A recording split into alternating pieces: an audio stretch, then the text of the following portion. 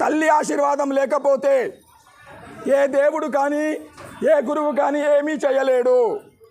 నాలాంటి 1,00,000 మంది గురువులు వచ్చినా మీలాంటి 1,00,00,000 మంది దేవతలు స్థాపించుకున్నా కూడా లాభం లేదు.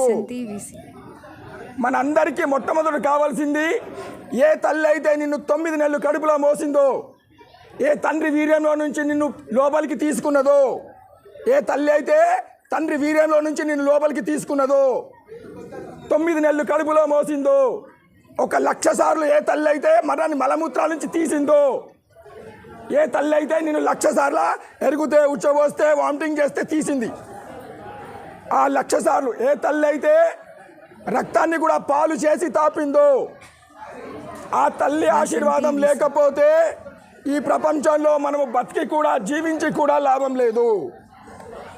నువ్వు బతుకున్నావంటే, ఈ శరీరంలో ప్రాణముతో ఉన్నావంటే, ప్రాణము పోసింది ఎవరు అంటే కన్న తల్లి.